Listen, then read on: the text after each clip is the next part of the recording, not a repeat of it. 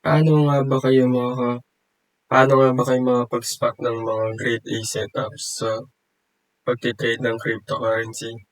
So for today's video, tuturuan ko kayo paano kayo makaka-spot ng grade A setups kung gusto nyo mag-trade ng cryptocurrency. So look at this example kay Bitcoin Cash, BCH. So kung titignan natin sa kanyang weekly time frame, may binubuo siya dito ang upward trend. So, kung kukunin natin yung kanyang common resistance, ganito lang yan yun guys. Yung sa the more the merrier method natin. Yung pinakabubong, yan yung resistance natin. And then, the second one na pwede natin gawin is kukunin natin yung possible niyang support niya. Ganun lang naman guys pagka mag-trade kayo. Support and resistance muna. Market structure muna, tapos support and resistance. So, ayan. Kung mapapansin nyo, meron na tayong resistance tsaka support. So, paano ba tayo makakahanap ng mga grade A setup sa mga ganitong senaryo? So, kung ako tatanungin nyo dyan, kung paano gagawin ko, hihintayin ko siya dito sa taas, or dito sa baba. Kasi guys, kung ako kasi conservative trader ako. Hindi ako nagte-trade sa loob ng Apex na to kasi possible kang ma-fake out dyan. Tatandaan nyo palagi, pagka matanda yung resistance or yung support, most probably na ire-respeto nyo yan. Tingnan nyo guys ha, itong resistance na to, itong mahaba na to, ano yan, approximately ilang taon na yung resistance na yun. Ayan, tingnan nyo guys ha.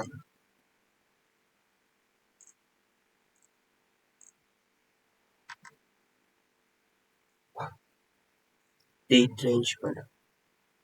Tingnan nyo guys kung ilang taon na yan. 1,771 days. Yung edad nung resistance na yan. Tapos 253 bars siya ng weekly time frame. So kung susumahin mo, talagang ire-respeto niya talaga yan. Tignan nyo guys ha. Tanggalin ko lang tong mga na to. Tingnan nyo guys ha, kung nakailang touch na siya. 1, 2, 3, 4. Kaya ang pinakamaganda dyan guys, abangan nyo na lang siya dito sa pinakataas. Dito sa pinakataas nito, sa pinakabubong. Dito sa pinakataas na to, dito, or dito sa baba. Kasi kung halimbawa dito ka magte-trade sa loob niyan, let's say, pumasok ka dyan, dito sa punto na to, possible ka pang i-correct niyan kasi matanda na yung resistance niyan, di ba? Tignan mo, nirespeto siya ng ilang beses. Kaya, kung dito ka naman sa baba mag-aabang, pwede din yun. Kung breakdown entry yung papasukin mo, pababa kang ganun. Hintayin mo siya mag-confirm dito sa may baba ng support na to. Tapos, dun mo na siya papasukin. Or pwede din sa taas. Kung papasokin mo kasi ito guys sa loob ng apex na to, sa loob na tong triangle na to, possible ka pa niya ma-fake out niyan. So, pinakamaganda kung maghahanap kayo ng mga grade A setups sa pinakataas sa bubong nung mismong P-level resistance natin, tsaka sa ilalim nung ng support para hindi ka na-fake out. Yun yung mga tinatawag nating mga grade A setups.